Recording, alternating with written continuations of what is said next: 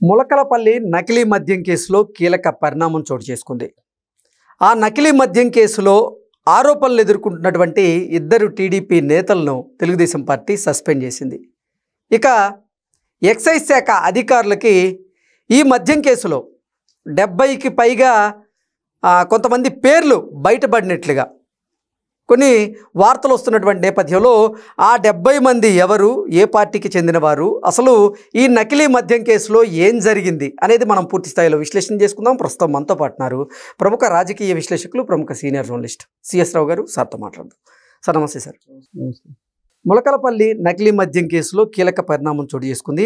ఆ కేసుతో సంబంధాలున్నాయని ఆరోపణలు ఎదుర్కొంటున్నటువంటి ఇద్దరు టీడీపీ నేతల్ని తెలుగుదేశం పార్టీ సస్పెండ్ చేసింది.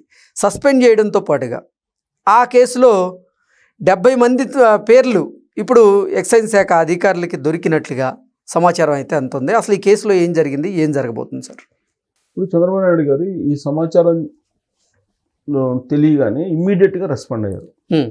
కూటమి ప్రభుత్వం ఏర్పడిన తర్వాత చాలా సీరియస్గా వేగంగా నిర్ణయం తీసుకున్న ఇన్సిడెంట్ ఏదైనా ఉందంటే ఇదే. అవును.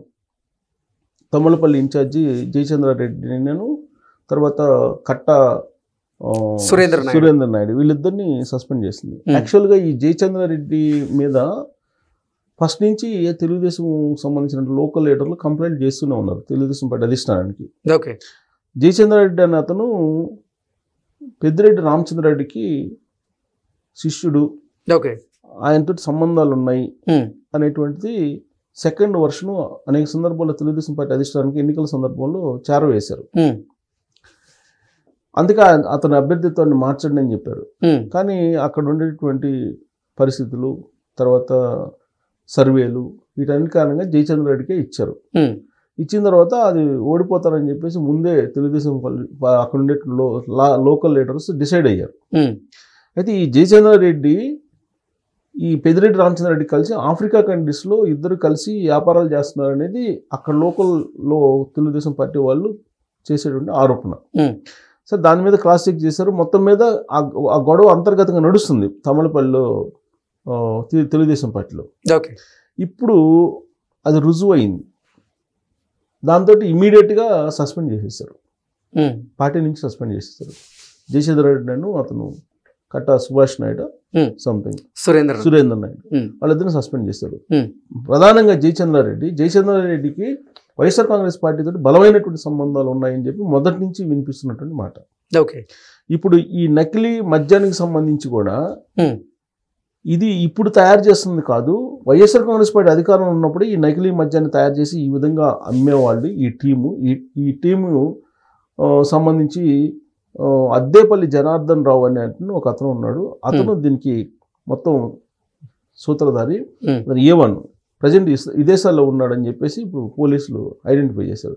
మొత్తం 14 మంది. ఈ 14 మందిలో 10 మందిని పోలీసులు అదుపులోకి తీసుకుని విచారించారని చెప్పి తెలుస్తుంది. ఈ సంఘటన తెలియగానే ఇమీడియట్గా రివ్యూ మీటింగ్ ఏర్పాటు చేశారు చంద్రబాబు నాయుడు గారు.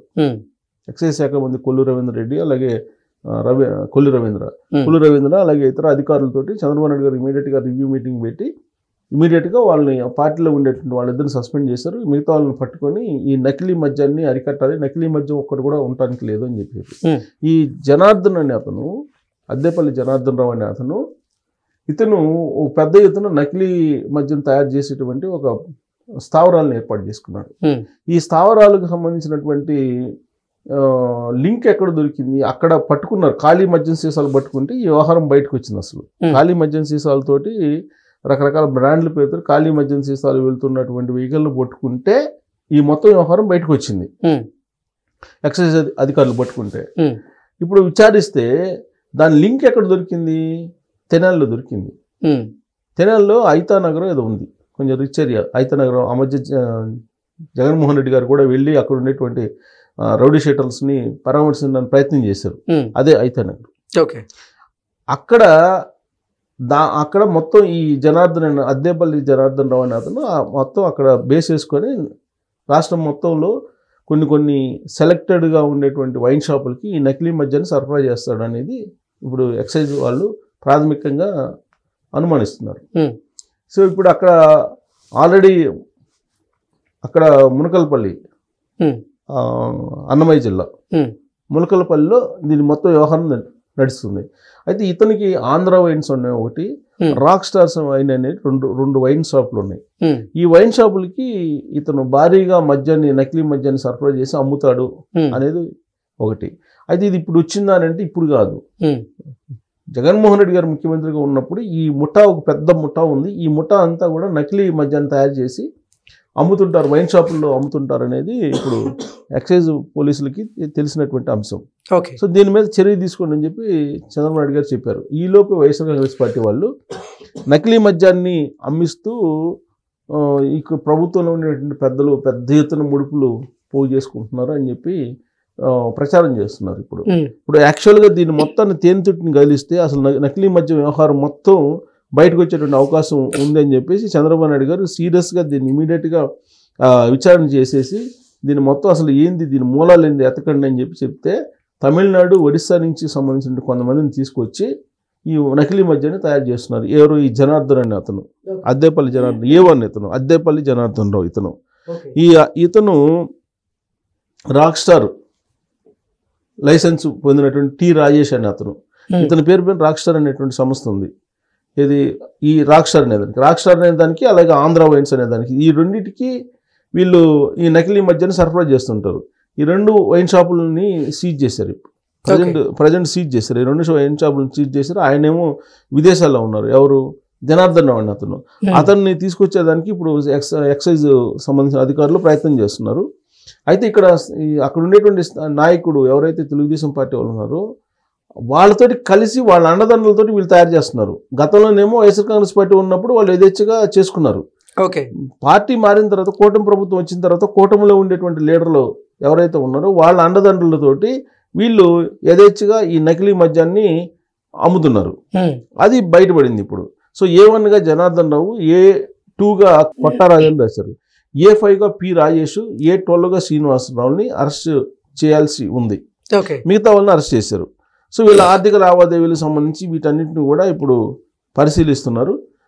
సో రాబోయేటువంటి రోజుల్లో దీన్ని మొత్తం బయటపడాలి. అసలు ఎవరున్నారు దీనికి సూత్రధారులని. పెద్దవాళ్ళ హస్తం లేనిది ఇది సాధ్యం కాదు. గత ప్రభుత్వంలో మొత్తం నకిలీ మద్యాన్ని రకరకాల పేర్లతోటి, బ్రాండ్లతోటి సరఫరా చేశారనేది లిక్కర్ స్కామ్లో బయటపడినటువంటి అంశం.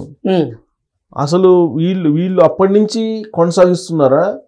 ఇప్పుడు ఆల్రెడీ రాష్ట్ర వ్యాప్తంగా ఏంటి, కూటమి ప్రభుత్వం ఏర్పడిన తర్వాత వైఎస్ఆర్ కాంగ్రెస్ పార్టీకి సంబంధించినటువంటి కొంతమంది ద్వితీయ శ్రేణి నాయకులు తెలుగుదేశం పార్టీలో చేరి కోట్లుగా వ్యవహరిస్తున్నారు అనేది చంద్రబాబు నాయుడు గారే మహానాడు వేదిక మీదకి చెప్పారు. వాళ్ళతో జాగ్రత్తగా ఉండాలని. ఇప్పుడేంటి, జయచంద్రారెడ్డి మీద అనేక సందర్భాల్లో ఎప్పటి నుంచో అనుమానాలు ఉన్నాయి. పెద్దిరెడ్డి రామచంద్రారెడ్డి తోటి కలిసి ఇతను అనుంగి శిష్యుడిగా చేస్తున్నాడు ఆయనని. ఇప్పుడు బయటపడింది. ఇలాంటి వాళ్ళు ఇంకా ఆ రాష్ట్రంలో ఎంతమంది ఉన్నారు? ఎంతమంది అండదండలతోటి వైఎస్ఆర్ కాంగ్రెస్ పార్టీలో ఉండేటువంటి వాళ్ళు, పూర్వం వైఎస్ఆర్ కాంగ్రెస్ పార్టీలో ఉండి ఇప్పుడు తెలుగుదేశం పార్టీలో చేరినటువంటి వాళ్ళు ఇట్లాంటివి చేస్తున్నారు అనే దాని మీద ఆరాధించేటువంటి ప్రయత్నం చేస్తున్నారు. ఇప్పుడు ఇవన్నీ తీగ లాగితే డొంక కదిలినట్టు ఇప్పుడు అక్కడ లాగితే ములకలపల్లిగా లాగితే అన్నమయ్య జిల్లాలో తెనాలికి వచ్చింది. ఇప్పుడు తెనాలి నుంచి ఎక్కడికి వెళ్తుంది అనేది చూడాలి. ఇప్పుడు దీని మీద మొత్తం మూలాలు తీయండి అని చెప్పి చెబుతున్నారు చంద్రబాబు గారు. ఈ మూలాలు మొత్తం తీస్తే గతం తాలూకు మూలాలు కనిపిస్తున్నాయి. ఇప్పుడు ఏదైనా గంజాయి దొరికినా, లేకపోతే డ్రగ్స్ దొరికినా, లేకపోతే నకిలీ మద్యం దొరికినా గతం తాలూకు మూలాలు బయటపడుతున్నాయి. సో ఆ గతం తాలూకు మూలాలు ఏంటి, వాళ్ళు వెనక ఎవరున్నారు అసలు? ఇప్పుడు తెనాలి అనగానే తెనాలిలో ఎవరో మళ్ళీ వైఎస్ఆర్ కాంగ్రెస్ పార్టీ వాళ్ళు ఉంటారు కదా, వాళ్ళ వ్యవహారం ఏంటి?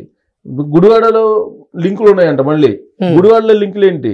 ఇవన్నీ బయటికి తీయాలి. వైఎస్ఆర్ కాంగ్రెస్ పార్టీకి సంబంధించినటువంటి కొంతమంది క్యాడర్ ఇప్పుడు తెలుగుదేశం పార్టీలో ఉండి వ్యాపారాలు, పవర్ బ్రోకర్స్, మొదటి నుంచి కూడా సోషల్ మీడియాలో తెలుగుదేశం పార్టీ సోషల్ మీడియాలో వస్తుంది అదే కదా, పవర్ బ్రోకర్స్ ఉన్నారు, వైఎస్ఆర్ కాంగ్రెస్ పార్టీ వాళ్ళు ఉన్నారు, వాళ్ళే చేసుకుంటున్నారు. కొంతమంది అధికారులతో కుమ్మక్కయ్యారు, సచివాలయంలో వాళ్ళే కనపడుతున్నారు, బయట వాళ్ళే కనపడుతున్నారు.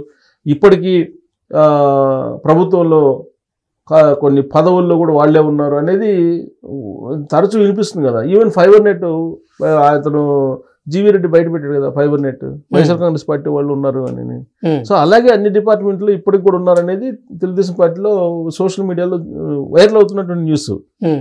సో కాబట్టి వీళ్ళని కట్టడి చేయకపోతే ఇప్పుడున్నటువంటి ప్రభుత్వానికి చెడ్డ పేరు వచ్చే అవకాశం. ఇప్పుడేంటి, జగన్మోహన్ రెడ్డి గారు ఏమంటున్నారు, కల్తీ మద్యం అమ్ముతున్నారు, ఈ గవర్నమెంట్లో అమ్ముతున్నారు, ఈ గవర్నమెంట్ కల్తీ మద్యాన్ని తయారు చేసి షాపుల్లో అమ్ముతున్నారని చెప్పి ఆయన ఆరోపణలు చేస్తున్నారు. మరి ఈ ఆరోపణలు చేస్తూ ఉంటే అసలు మూలాలు ఏంటి అనేది బయట పెట్టకపోతే కనుక అది నిజం అనుకుంటారుగా.